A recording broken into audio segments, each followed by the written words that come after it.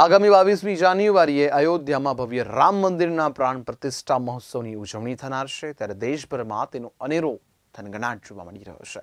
આ સમય દરમિયાન પ્રધાનમંત્રી દ્વારા દેશભરના તમામ મંદિરોમાં સફાઈ અભિયાન કરવાનું આહવાન કરવામાં આવ્યું છે। ત્યારે જે રાવપુરા વિધાનસભાના ધારાસભ્ય અને વિધાનસભાના મુખ્ય દંડક બાલકૃષ્ણ શુક્લ સૂર્યનારાયણ મંદિર ખાતે સફાઈ કરવા પહોંચ્યા હતા। અયોધ્યાના ભવ્ય રામ મંદિરના નિર્માણ બાદ પ્રાણ પ્રતિષ્ઠા મહોત્સવની 22 જાન્યુઆરીએ ઉજવણી થનાર છે। તે પૂર્વે દેશભરમાં ઉજવણીનો માહોલ જોવા મળી રહ્યો છે। જાણે એક જ વર્ષમાં 2 દિવાળી આવી ગઈ હોય તેમ દેશભરમાં ભવ્ય શણગાર થઈ રહ્યા છે।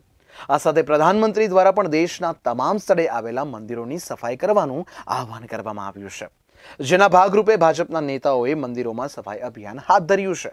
જ્યાં જે શહેરના વોર્ડ 14માં આવતા રાવપુરાના સૂર્યનારાયણ મંદિરે સફાઈ અભિયાન હાથ ધરવામાં આવ્યું હતું, જ્યાં વિધાનસભાના મુખ્ય દંડક અને ધારાસભ્ય બાલકૃષ્ણ શુક્લ સહિત સ્થાનિક સંગઠન ખાસ હાજર રહ્યું હતું, જ્યાં તમામ કાર્યકરોએ ભેગા મળીને મંદિરની સફાઈ હાથ ધરી હતી। 22મી તારીખે જ્યારે રામલલા નિજધામમાં બિરાજવાના છે તે પ્રસંગે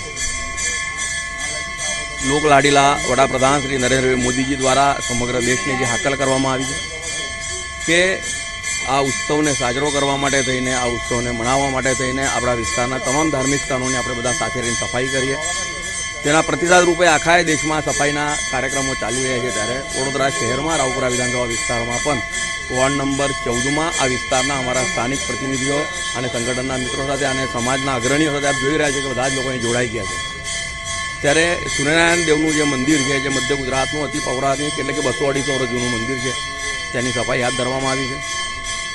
આપના માધ્યમથી વડોદરા શહેરના તમામ નાગરિકોને વિનંતી કરું છું કે આપણે બધા જ આ પ્રકારના સફાઈ અભિયાનમાં જોડાઈએ અને આપણા વિસ્તારમાં આજુબાજુમાં આવેલા ધાર્મિક સ્થાનોની સફાઈ કરીએ અને સાથે સાથે 22મી તારીખે રામલલાનો જે વિજય ઉત્સવ છે, પ્રાણ પ્રતિષ્ઠા મહોત્સવનો વિજય ઉત્સવ આપણે મનાવવાનો છે, એમાં આપણે બધા સહભાગી થઈએ, એ આપના માધ્યમથી બધાની પાસે